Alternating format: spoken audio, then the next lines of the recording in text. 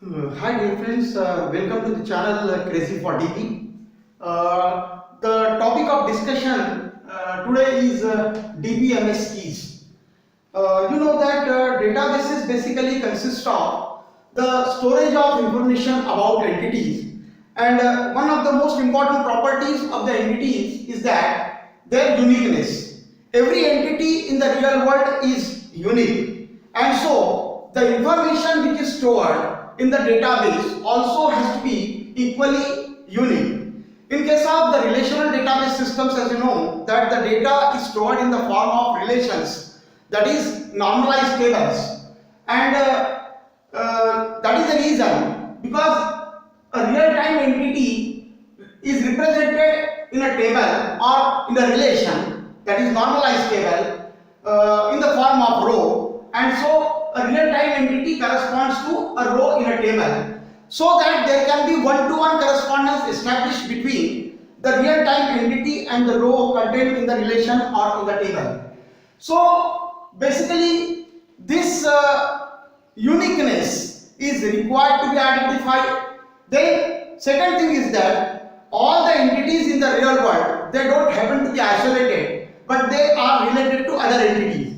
For example, an employee works in a department, so the entity employee and the entity departments are related to each other, and that relation is that employee works in department.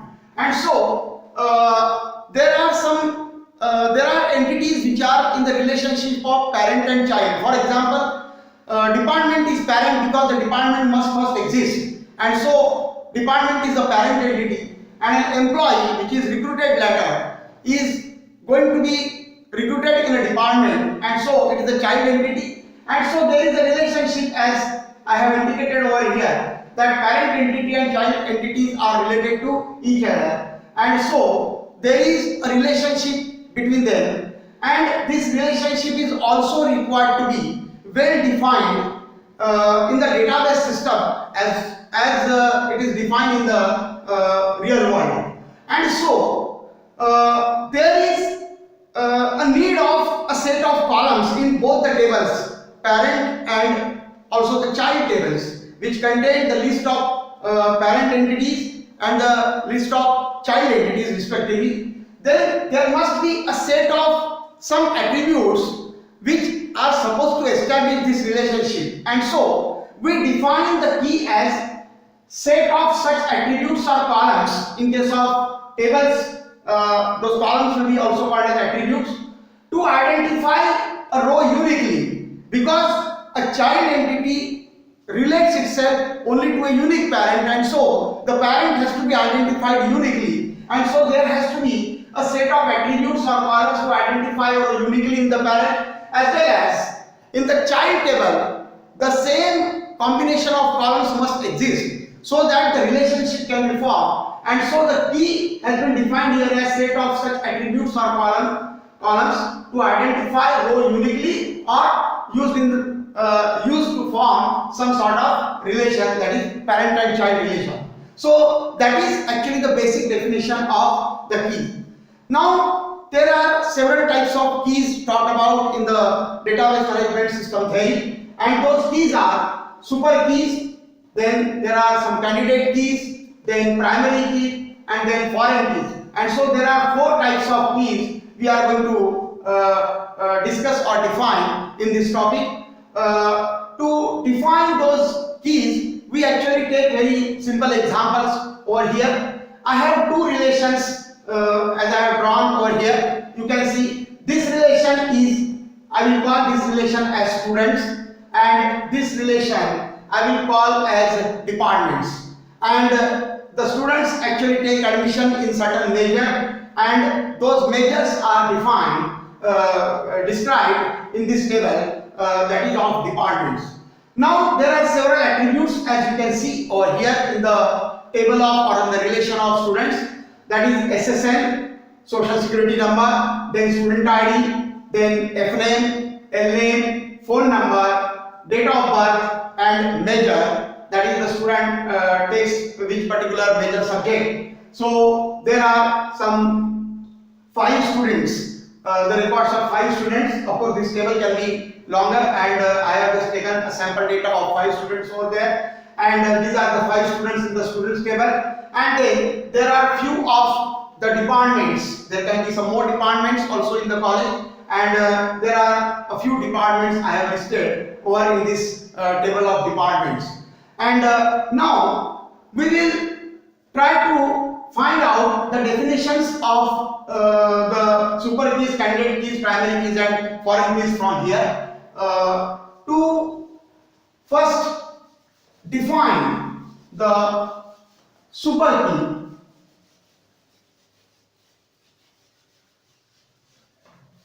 Actually, super key is just a key. Let us take this entire combination. I will call this combination as say A. I will call this combination from SSN, student ID, first name, last name, phone number, date of birth, and major. This entire combination. You see that each of these rows is basically identifiable uniquely with this entire combination of the table. So A corresponds to combination from SSN to major. All the columns are there. Then if you see that this combination with this sample data, you will come to know that each of the row is identifiable uniquely, and so I call this entire combination SSN up to major, including each of the columns of this table or each of the attributes of this table. I call this as super key because this is helping us to identify a row uniquely. Now let us take another case, that is B combination, that is I am taking up to SSN up to date of birth. So all the columns, but I am excluding major and I am only including up to date of birth. Now as you can see that even the subset of the earlier set A, that is B, excluding major, is also helpful to us for identifying a row uniquely, and so this is also called as a super key. This is also called as a super key. Now let us take the combination C. I will take the combination C, that is from SSN up to say only the phone number. So this was B, this is C.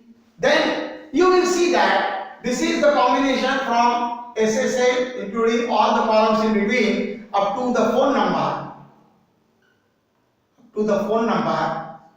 Is also a super key because it is still helping us to identify a row uniquely in this case. Now here we are excluding two columns like date of birth and major, and still we are able to identify this row uniquely, each row uniquely in this particular table. Now if I go on eliminating each of these columns like I have done in ABC, I come finally to some combination, say G, where I am taking these two columns, say SSN and student ID, and I find that even that is a super key because this combination also helps me to identify the rows uniquely in this particular table. Now if I reduce this combination to just say H, only SSN, and I to only student ID, and I find that each of these SSN and student ID also is a super key because individually each of them helps me to identify a row uniquely, because student ID is also unique, so also the SSN is unique. And actually this combinations that we have been taking like ABC etc. prior to this were having the uniqueness because of the presence of these two columns SSN and student ID, that we can conclude. Now we can say that though this is the super key, this has got a very special status. These super keys actually had a subset which was also a super key. But if you come to this, there is no subset of this super key, also no subset of this super key. Now, super key basically is defined as any such columns, combination of columns, which can help us to identify a row uniquely. And then the minimal super key, as we can see in this H and I, that only SSN or only student ID are respectively becoming the on their own the unique identifiers for the rows, and so these super keys we call as candidate keys. We call them as candidate keys.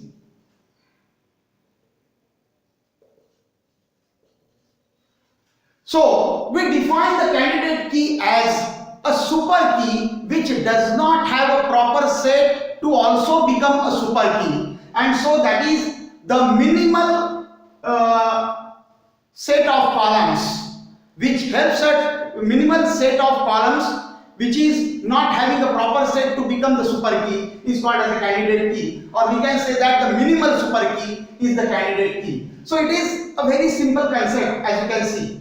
Now if you actually look at this phone, DOB and major, this is also a combination you can take. I will call this combination as say a phone, DOB, date of birth and major. You will see that we cannot use this to identify a row uniquely, as we have seen that here there are two students, Steve Derek and Robert Derek, who probably are the twins and they were born on the same date. It is possible. Then because they reside in the same home and so their landline number is same, and both of them are studying physics, and so this can be the case in the real time also, and so we cannot rely on the combination of phone number, date of birth and major, and so this is not a super key, and so there cannot be any candidate key derived from this. So this concept is quite simple, that candidate key basically is derived from the super key, and candidate key basically is the minimal of the super key, as you can see over here. Now, in the same way, when the candidate keys are identified like this, one of the candidate keys can be chosen to become a primary key. One of the candidate keys can be chosen to become the primary key, and the basis for this choice are convenience and some other technical considerations. For example, we have to choose that something which does not frequently change, or the values in which are more or less static, and so student ID satisfies that requirement, because student ID is very convenient to handle, because we are the only part of the administration who are giving this unique student ID, and so though SSN is unique throughout USA, we actually will like to make student ID as the primary key in our table, and so we designate student ID as primary key over here, and so henceforth we will use the student ID as the unique identifier for every row in this student's table. So also you will see that similarly major is the primary key in the department's table, and this measure basically is helping us to establish the relationship between the department's table and the student's table, because the measure which is contained in this department's table can only be used for the reference for the student, because any such measure which does not exist over here cannot be taken by the student, and so this student's entity is getting related to the department entity, which contains the information about departments like location and head of the department, and names of the head of the departments, and the location, the buildings in which those subjects are conducted, how those departments exist. And so you see that this measure is actually the foreign key. And so foreign key can be defined as a attribute in the child table or a set of attributes in the child table which corresponds to the parent table primary key or any combination of keys which are unique, then we call that as the foreign key or the references constraint technically. So that's all guys for now, and I will take your leave. Thanks for watching. But before we end, I will request you to go to the description box of this video. There you will find some interview questions, and try to answer those questions in the comments. You can also ask your doubts, and be assured that you will get the response as quickly as possible. Thanks for watching. Bye bye.